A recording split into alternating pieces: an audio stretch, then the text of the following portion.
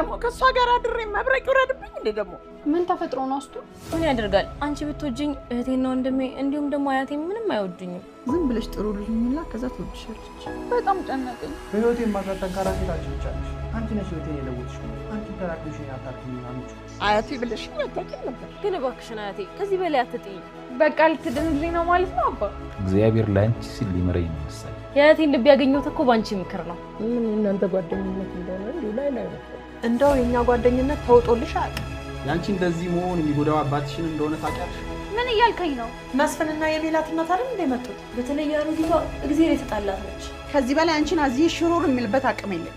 አባዬ ታሞ ሆስፒታል እንዳለ ያውቁ የለ ለምን ክፉ ቃል ይናገራሉ? በአግባቡ ለምንድን ነው ስራ ገበታሽ ላይ ያልተገኘሽው? እኔ አጭበርባሪ አይደለሁም። አጭበርባሪም ሌባም የፈለግሽው መሆን ትችያለሽ። ግን ከዚህ በኋላ እናቴ ስትበሳጭ ማየት አልፈልግም። ይሄንን ውጤት ከፍታችሁ ማየት የምትችሉት እናንተ ብቻ ናችሁ። የራሴ ጉዳይ እኮ ነው። እንዴት ነው የማይጠቅመኝ? የምርመራ ውጤቱ ደርሷል። እትዬ ቅድም በተናገሩት ንግግር እስካሁን እየተረበሽኩኝ ያለሁት ሌላ ነገር ሳይጨምሩ ያሰናብቱ።